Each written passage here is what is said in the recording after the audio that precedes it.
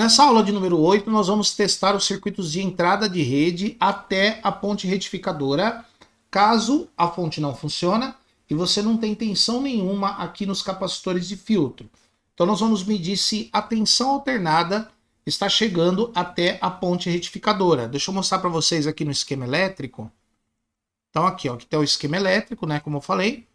Então a ponte retificadora vai receber a tensão da tomada através de todos esses componentes aqui no caminho que fazem parte dos filtros de rede ou dos filtros de entrada, os circuitos de entrada, como por exemplo o fusível de proteção, os termistores que limitam a corrente inicial de carga do capacitor, a bobininha lá de ferrite, que é uma resistência alta para as frequências na faixa de megahertz, as bobinas do filtro de rede. Então a gente vai testar todos esses componentes ao mesmo tempo, medindo a tensão alternada aqui na ponte retificadora, na entrada da ponte retificadora.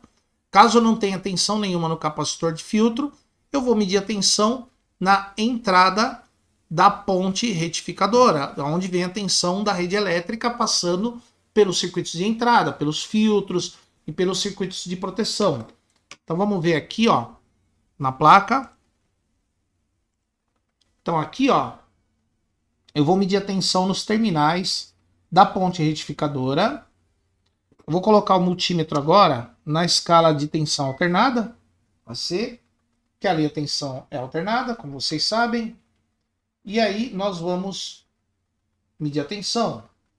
Vou conectar a fonte na tomada. Vamos ver se está chegando tensão aí. No meu caso, a rede é 110. Então aqui deve chegar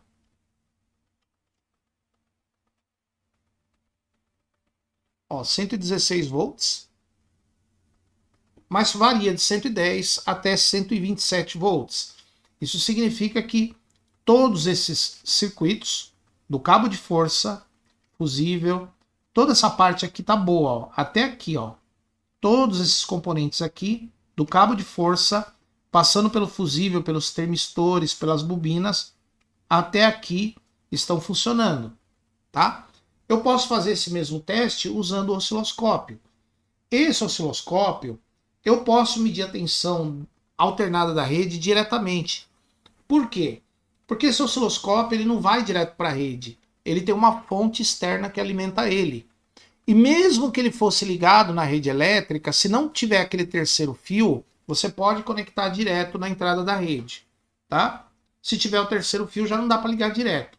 Mas esse aqui, ele tem uma fonte externa, tá? Então eu posso usar ele para medir a tensão aqui na entrada da rede. Não vai queimar, não vai dar problema nenhum. E aqui não tem polaridade, tá, pessoal?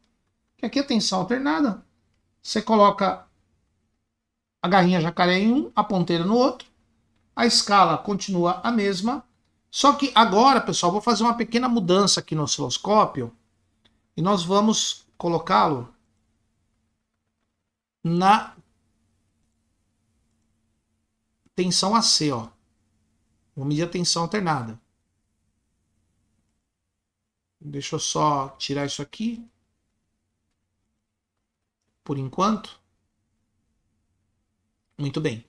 Então, nós vamos medir a tensão alternada na entrada do circuito retificador. Nós vamos medir agora com o osciloscópio, tá? Então, ligando. Muito bem.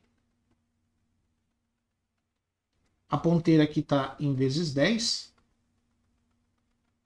Vou só acertar aqui, ó. Muito bem. Aí nós temos a tensão de entrada da rede elétrica, né?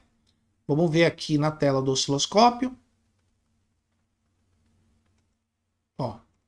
Aqui na tela do osciloscópio, a gente tem a tensão. E vamos ver quantos volts de pico a pico eu tenho.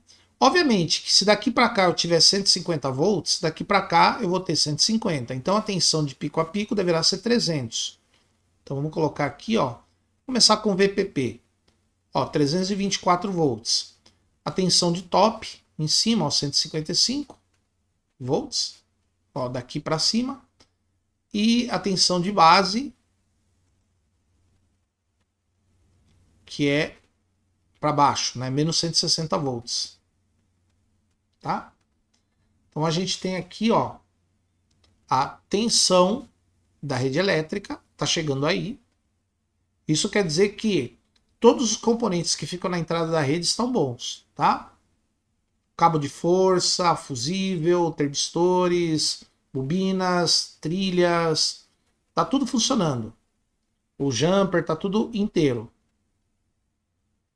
Então, vamos voltar para cá. Então quer dizer que tanto com o multímetro quanto com o osciloscópio, nós temos a tensão chegando aí. Tá? Muito bem. Agora, nós vamos... Caso eu não tenha... Nesse caso aí, significa que o cabo fusível, esse jumper aqui, essa bobininha, o ferrite bead está bem, está funcionando. Os termistores também estão bons, as bobinas estão boas, as trilhas, está tudo bom até chegar aqui. Agora, caso eu não tenha tensão chegando aqui nesses terminais, eu posso ter algum componente interrompido aqui no caminho, incluindo o próprio cabo de força. Supondo que o cabo esteja bom, os outros componentes, o fusível, por exemplo, você pode testar ele na escala de continuidade. Ó. Essa escala aqui, você pode usar para testar o fusível. Ele tá bom.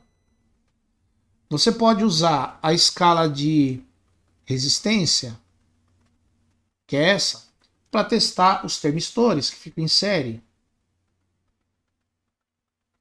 Ó, 2,2 e 1,8, que estão um pouco quentes ainda. Essas bobinas aqui pode ser testada também por baixo da placa, que a gente pode testar, por exemplo, a continuidade. Eu posso tirar aqui o cabo de força. Ó. A gente tem os pininhos aqui. Ó. Eu posso testar a continuidade ou a resistência de cada pino em relação ao terminal da ponte retificadora. Ó, esse aqui deu uma resistência baixa e o outro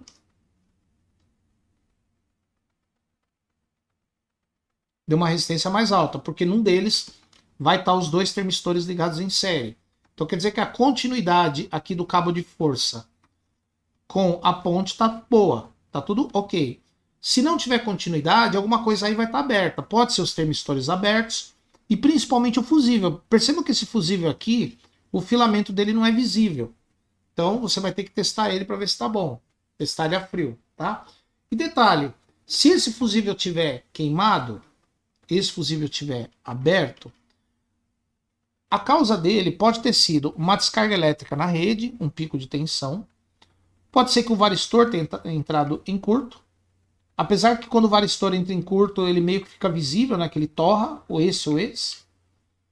Ou a ponte retificadora pode ter entrado em curto.